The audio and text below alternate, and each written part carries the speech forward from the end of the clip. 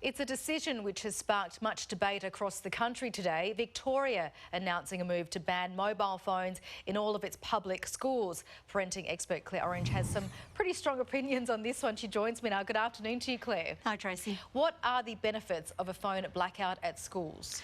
Right, well, I mean, I don't think anyone's going to argue that having kids engaged in face-to-face interactions, not interrupted by on-screen time, none of us can say that that's a bad thing for our children, Tracy.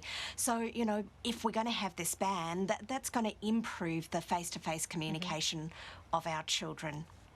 OK, but which aspects do you see it being a bad idea? Many. We have children immersed in a digital world. What this doesn't recognise is how many of our schools out there already have a policy, primary and secondary, about a phone ban during the day. Our schools are already enforcing this quite strictly, Tracy. The argument around cyberbullying, that this is going to prevent or lower cyberbullying, I'm afraid that's a fallacy. So 95% of cyberbullying happens well outside of school hours and into home hours.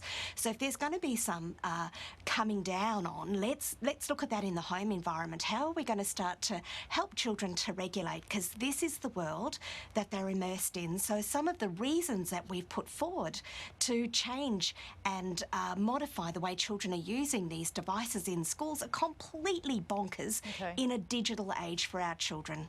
I guess so. I mean, people would argue that it is quite tough to keep those kids focused, especially in the kind of society we're living in at the moment. Everything's instantaneous. They are having all that access to screen time. So obviously there's a lack of focus when it comes to schooling and day-to-day lives when they're there.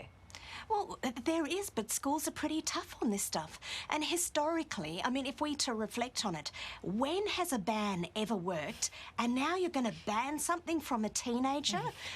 Just come and spend a week in my home and see how that turns out. This is not the age to be banning. This is the age to be educating. And the ban becomes quite prohibitive, and then it becomes quite sexy for our kids to go, oh, it's a ban. Why? It's risque, isn't it? Let's go for it. And I do believe actually education and skill development is the piece that we need to be looking at, rather than this sort of global ban that's kind of already happening in schools. Well, obviously, as we said, it could be implemented here in WA. You're obviously not for it then. Well, I think schools are already doing it. I think we have to acknowledge that our schools are already doing this, Trace. How much more are we expecting our teachers to become engaged in enforcing in a school day? So they've got 6 hours with our children.